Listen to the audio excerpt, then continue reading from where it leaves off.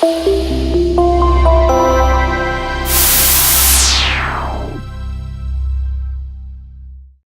everybody, this is John Costigan. In this segment, I know it's probably going to be a unique name, but it's called Hope.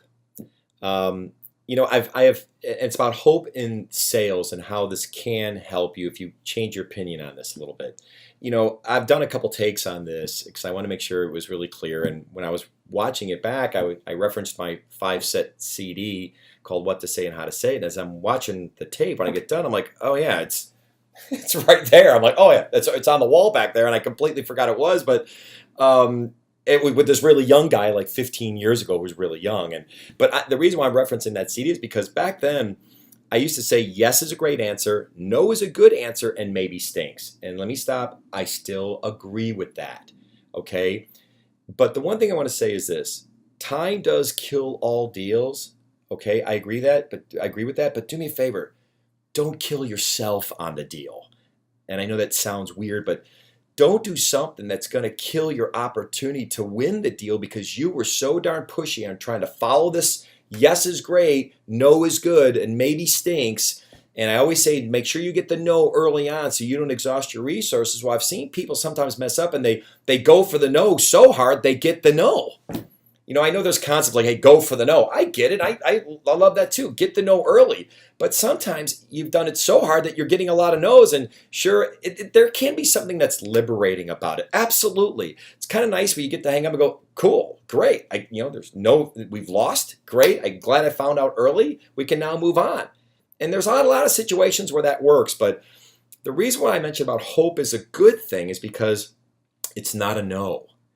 And I want to make sure that you're not losing the deal because you tried to follow this darn methodology 15 years ago and you pushed so darn hard that you got the no. I mean, you got a great company and a great product. Just make sure that you're the one who doesn't screw this up by going for this concept. One of my favorite movies is Shawshank Redemption. Most of you have probably seen it. Phenomenal movie. And right towards the end, Morgan Freeman's underneath a tree by a rock wall, and he's reading this note that was left to him by Tim Robbins when he escaped from prison. And he's reading it. And of course, you hear Tim Robbins' words as Morgan's reading it. It says, Red, and that's his character's name. He goes, Red, remember what I said. Hope is a good thing, maybe the best of things. I don't know if it's the best of things in sales, but it definitely plays a role. Don't lose your opportunity because you're trying to push so hard to get the no that you might have gotten a yes a little bit farther down the road, but you were impatient. Okay? I'm also a big believer that yes, if you want to stay in front of them, I mean, it requires nothing to put that in your tickler file, put it 2 or 3 weeks out. Don't put it in a forecast, obviously. It's not a real opportunity, but you stay engaged. You send a white paper. You bring value. You just don't keep going, hey, how you doing? There's a whole different thing you could do there about giving them value, giving them information where they're looking at you as a resource. That's what you want. But that takes nothing. It's a quick email every 3 weeks or so. Stay in front of them. I'll stay Hope Alley there just to do that. So I would stay with Hope on that. Okay, but when they say, why don't you fly out? I need to have more of this. Give me a proposal. Then you can get back on the phone and qualify a little bit harder because maybe they now have a need and they've cracked open the door. I will tell you, just before we leave, we had a sales rep for one of my largest clients, a software company up in Burlington, Massachusetts, where this rep stayed engaged and they virtually said, nope, we're with their number one competitor. He goes, we're with these folks. We've been in for whatever. We're not gonna change. And he just stayed in there.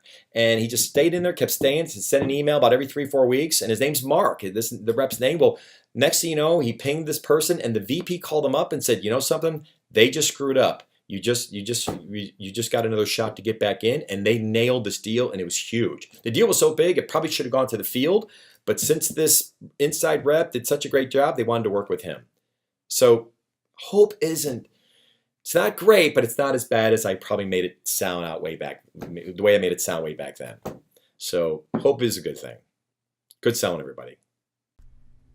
Hey everybody, John Costigan here. The toughest part to any sale is getting in the door, right? Tell you what, click on the URL below this video or go to costigantraining.com/free week. Take the first step of solving this huge problem of getting in the door. It's 5 days, 5 clips, less than 5 minutes. Click on the link. We'll see you in a few seconds.